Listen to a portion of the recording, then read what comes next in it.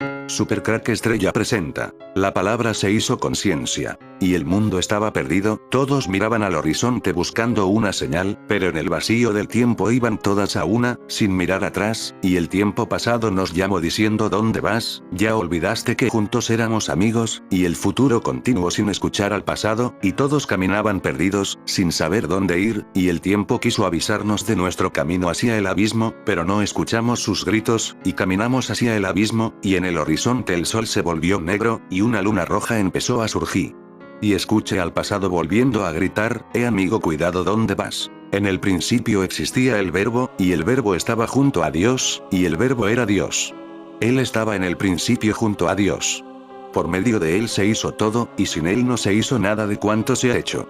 En él estaba la vida, y la vida era la luz de los hombres. Y la luz brilla en la tiniebla, y la tiniebla no lo recibió. Surgió un hombre enviado por Dios, que se llamaba Juan. Este venía como testigo, para dar testimonio de la luz, para que todos creyeran por medio de él. No era él la luz, sino el que daba testimonio de la luz. El verbo era la luz verdadera, que alumbra a todo hombre, viniendo al mundo. En el mundo estaba. El mundo se hizo por medio de él, y el mundo no lo conoció.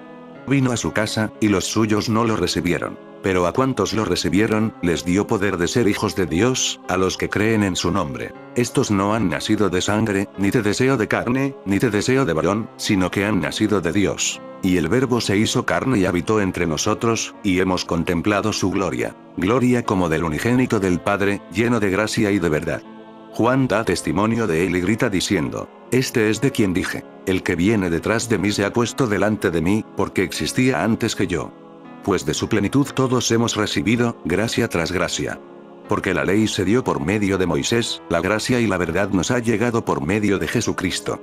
A Dios nadie lo ha visto jamás. Dios unigénito, que está en el seno del Padre, es quien lo ha dado a conocer, San Juan 1:18. Las cosas antes que ser objetos en sí mismas son palabras. La vida, lo humano, el universo, antes que ser lo que son palabras. Sin ellas, la existencia, la vida, las cosas, el universo no tienen su razón de ser, no pueden ser tales, no llegan a ser realidad y ni siquiera es posible darle sentido a la realidad si no es a través de las palabras. La palabra hace aparecer una realidad o la desaparece, puede iluminarla o hacerla aparecer, como también la oscurece o la desaparece. Argüello, 2007, p. 39. Todo se construye y se destruye con palabras. Se aprende a ver el mundo, se aprende a conocerlo con palabras. Mal o bien, pero se aprende con palabras. Ahora bien, la palabra oral o escrita está en función de la conciencia humana que la produce, que la elabora, que la interpreta, que la valora. La conciencia humana le da sentido a la realidad, es ella la que crea significados con palabras. Todo el universo no es más que un almacén de imágenes, de signos, olores y sonidos. Argüello, 2007, p. 31, que son asumidos a través de la palabra. La literatura, la música, la ciencia es hecha con palabras. La palabra oral o escrita debe tener un poder de conciencia. Pues, una palabra es más que una palabra. Representa al mundo con toda su validez o lo descalifica con toda su desfachatez. Por eso urge la necesidad de formarnos para asumir el efecto que una palabra causa en quien la emite y en quien la recibe. Sobre todo hoy en que asistimos a un mundo de lo fácil, de lo superfluo, en donde la palabra irresponsable semántica, pragmática, ortográfica, fonética y sintácticamente causa estragos, confusión y, sobre todo falsedades que desdicen de la condición humana altamente dignificada de la que gratuitamente, pero con apego a la verdad, goza toda persona racional y consciente de su mundo, de su entorno, de su realidad. La irresponsabilidad o la falta de formación, y sobre todo de un conocimiento adecuado de algún referente puntual, es tal como el ejemplo que a continuación cito de una reunión en un taller literario. En una pésima lección se dijo, con la seguridad del irresponsable, que el lenguaje literario se caracteriza por ser ambiguo, y el lenguaje científico por ser preciso. Cuando no hay nada más impreciso que este comentario, ya que nada es más preciso que la palabra poética, que el lenguaje propio de la literatura. Otra cosa es que después de su riguroso trabajo, sea capaz de producir en el receptor múltiples interpretaciones, sensaciones o sentidos diferentes, ambiguos o contradictorios. Argüello, 2007, p. 63. Así es la palabra. Depende en boca de quien esté para que incendie el mundo, para que lo destruya o para que lo dignifique desde la mayor altura de conciencia profunda que puede haber en una palabra que enseña, que orienta, que critica, y que asume en su más plena validez humana lo que ella contiene. En este contexto es oportuna la opinión de Gadamer y Aulle, citado por Argüello. La palabra, cual manifestación humana fundamental, es como la proyección sonora de la personalidad del hombre en el espacio. Procede de su esencia, puesto que por su mediación puede relevarse su carácter, su inteligencia, su afectividad. 2007, p. 18.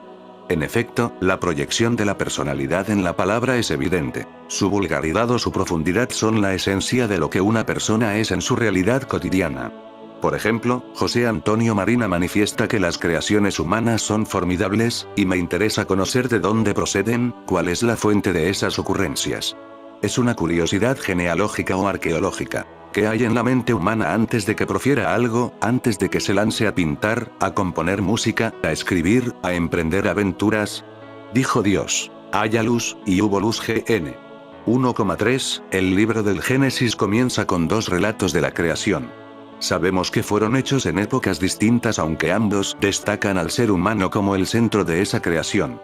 En un caso, el relato más próximo a nosotros, GN 1:1-2-4, el ser humano es creado al final de toda la creación, como si fuese la coronación de un proceso, y, en el otro, GN 2:4-25, el ser humano es creado al comienzo del proceso, remarcando, de esa manera, la prioridad del ser humano sobre los demás seres creados.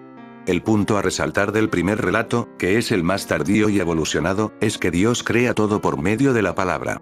A la hora de crear los distintos grupos de seres siempre comienza afirmando: dijo Dios. Y así van apareciendo los distintos grupos de seres hasta llegar al ser humano.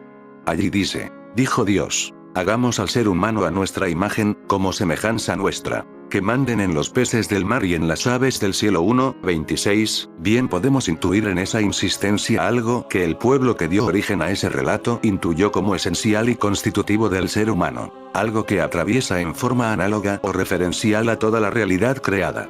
Todo lo que somos y conocemos tiene su origen, de una forma o de otra, en la palabra.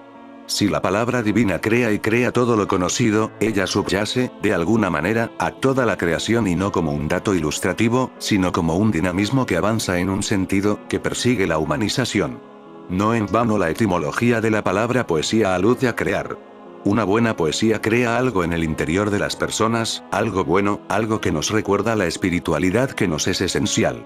La palabra configura nuestro interior, despierta nuestra conciencia y nos pone en relación. El habla precede al pensamiento porque el lenguaje despierta la autoconciencia. Somos seres espirituales en cuanto que nos hablaron y hablamos. Desde esa perspectiva, el lenguaje, la palabra que nos precede, es la que despierta el yo que siempre viene llamado por el tú. Moltmann llegó a decir que toda vida auténticamente humana es relación tú-yo, y que la palabra del lenguaje se convierte así en el vehículo de la comunicación y en el medium de la humanización del hombre. Cabe el otro hombre. Habida cuenta de lo dicho, podemos intuir la razón última del relato de la creación al que nos estamos refiriendo. La palabra de Dios llega a su culmen cuando sueña al ser humano habitado por la palabra y viviendo en la palabra. El ser humano es ese tú que puede dialogar con los otros como un sacramental del diálogo con el mismo Dios. La imagen y semejanza del ser humano con Dios es como el punto de apoyo para el diálogo, para alcanzar esa palabra que nos dignifica, para llegar a ese logos que nos sostiene y alienta a ir al encuentro de los otros. A través del diálogo vamos asumiendo en la historia aquel sello espiritual de haber sido creados a su imagen y semejanza. Vamos dando carne e historia a través de ese logos, palabra, que nos llega a través del tú. De esa forma vamos dando significado histórico a aquel creados a su imagen y semejanza. Dios alcanza su propósito creador cuando crea, por medio de su palabra, y despierta al ser humano como alguien con el que puede dialogar, con alguien que es palabra esencialmente, con alguien que es un tú que proviene de la palabra y que solo se realiza en la palabra. Las demás cosas creadas por la palabra no adquieren la estatura propia del tú. El que todas las cosas hayan sido creadas por medio de la palabra apunta a que todas están referidas al ser humano, que es quien las nombra para señalar su sentido último. A nosotros nos preceden las palabras. Vivimos y crecemos en el ámbito de la palabra y somos seres en relación a través de la palabra. La palabra crea y despierta identidades. La palabra nos refiere a aquella imagen y semejanza que nos pone al frente de la creación y que hace que todo quede referido al ser humano. La palabra que nos habita y que somos es el ámbito más adecuado para descubrir la presencia de Dios en medio de nuestra historia. No en vano entendemos la Biblia como la palabra de Dios. La palabra codificada en la Biblia y encarnada en Jesús es como el mejor espejo en el que podemos vernos como hijos desafiados a profundizar aquella imagen y semejanza que la palabra dejó impresa en el fondo de nuestro ser. La palabra que nos precede y que nos llama a vivir con sentido, abre los ojos de nuestro ser espiritual al punto de poder visualizar la presencia, siempre discreta, de Dios en nuestras vidas. La palabra viva de Dios que es Jesucristo, nos ayuda a descubrirnos como hijos y no como esclavos. San Pablo afirma con toda claridad que somos hijos de Dios y que por ello estamos preparados para recibir el Espíritu de Jesús y dirigirnos a Dios como a un Padre.